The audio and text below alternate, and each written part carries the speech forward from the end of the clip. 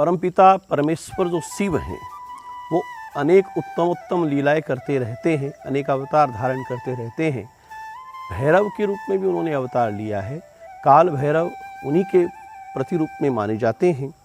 मार्गशीर्ष कृष्ण पक्ष की अष्टमी को काल भैरव का प्रादुर्भाव हुआ था और उन्होंने अब भगवान शिव के अंशात्मक रूप में अवतार धारण किया।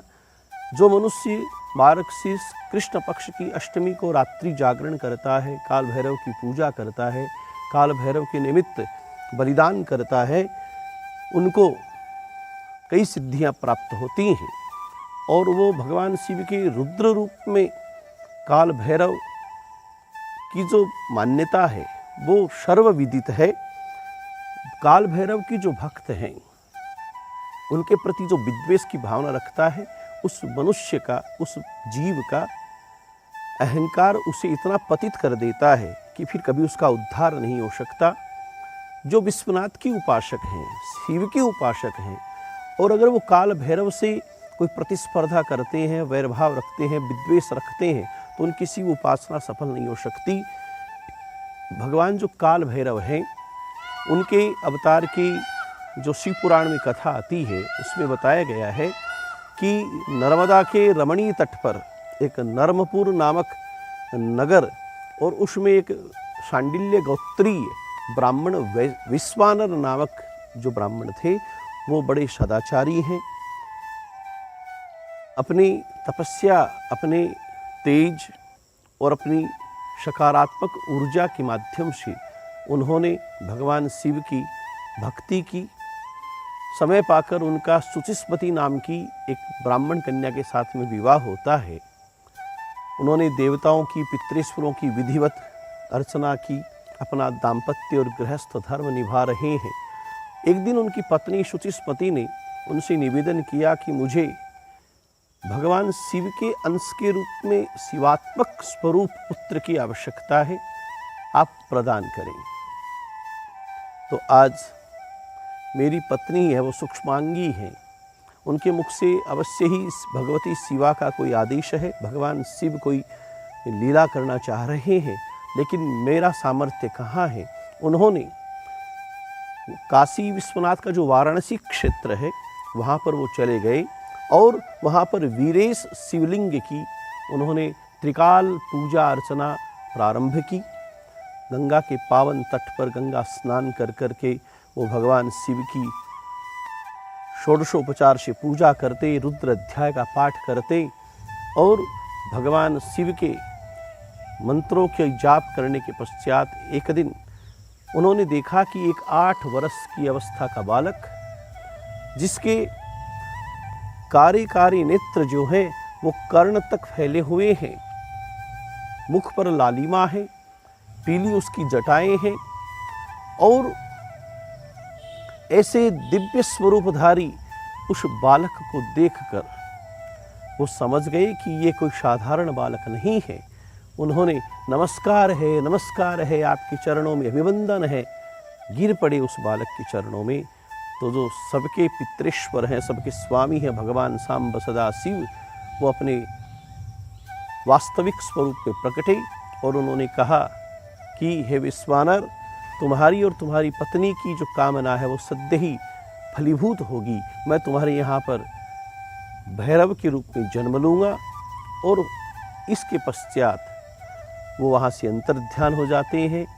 विश्वानर अपने आश्रम पर पहुँचे, अपनी पत्नी को सारा वृत्तांत कह सुनाया और समय पाकर मार्गशीर्ष कृष्ण पक्ष की अष्टमी तिथि के दिन काल भैरव का अंशावतार जो है शिव के, उनका प्रादुर्भाव होता है। ब्रह्मा जी के द्वारा उनका नामकरण संस्कार किया गया, उनको नाम दिया गया गृहपति। और अपने माता पिताओं के पास रहते हुए उन्हें 9 वर्ष की अवस्था जब प्राप्त हो गई तो सहसा एक दिन नारद मुनि का वहाँ पर आगमन हुआ। नारद मुनि ने उनके भविष्य कथन को कहते हुए बताया कि 12वें वर्ष में बिजली गिरने से या किसी अग्नि भय के कारण तुम्हारे इस पुत्र की मृत्यु हो जाएगी। माता पिता बड़े विह्वल और व्याकुल हो गए। गृहपति ने भी ये संवाद सुना तो उन्होंने कहा, डरने की आवश्यकता नहीं पिताजी, महामृत्युंजय सब कष्टों के अपहारक हैं, सब कष्ट दूर करने वाले हैं। मैं उन सांब सदाशिव महामृत्युंजय की उपासना करूँगा।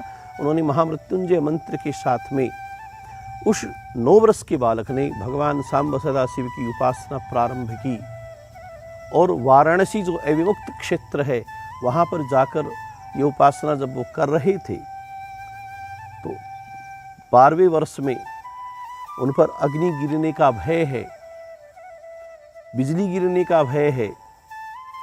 इंद्र हैं, वो उनकी तपस्या को पूर्ण मानकर उन्हें वरदान देने के लिए आए, तो उन्होंने मना कर दिया कि वरदान देना आपके बस की बात नहीं है, मुझे तो वरदान देने के लिए भगवान सांब सदाशिव स्वयं आएंगे। इंद्र को बड़ा ही आश्चर्य हुआ, लेकिन उस तपस्वी बालक ने मना कर दिया। तो सहसा इंद्र है वो देखते ही देखते भगवान शिव के रूप में परिणित हो जाते हैं। भगवान शिव ने कहा, मैं तुम्हारी तपस्या से प्रसन्न हूँ, मैंने ही इंद्र के रूप में रूप धारण करके तुम्हारी परीक्षा लेने का प्रयास किया, तुम अपनी परीक्षा में सफल हुए और आज से तुम मेरे अंशात्मक स्वरूप होगे। तुम्हारी जो उपासना अर्चना करेंगे उनको बिजली का, अग्नि का भय नहीं होगा और काल भैरव के रूप में तुम गृहपति, काशी जो क्षेत्र है उसमें अधिष्ठित माने जाओगे।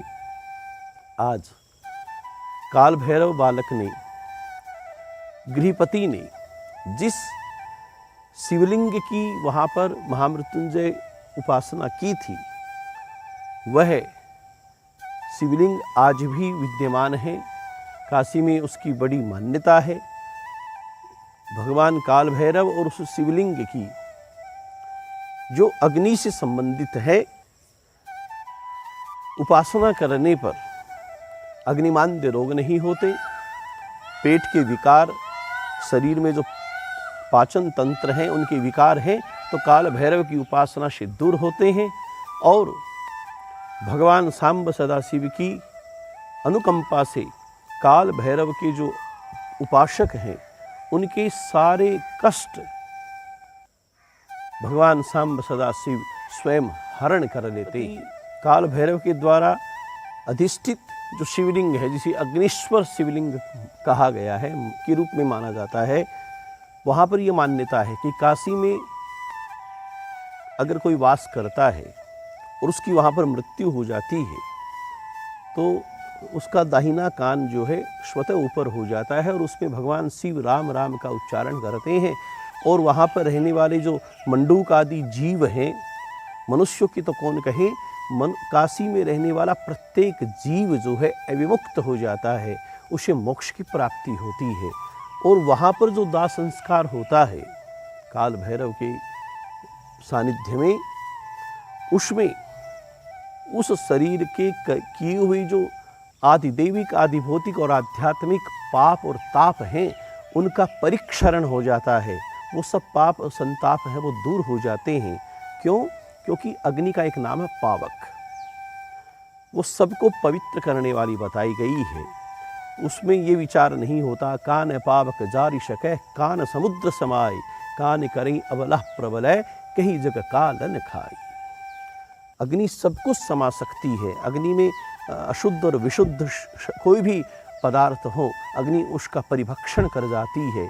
तो शरीर के किए हुए पाप काल भैरव की उपासना के माध्यम से तत्काल ही परिरक्षित होकर करके शरीर को विशुद्ध बना देते हैं और उस मनुष्य का काशी में मरने पर काशीपति जो हैं वो उद्धार कर देते हैं, मोक्ष की प्राप्ति होती है। जय काल भैरव, जय शंकर।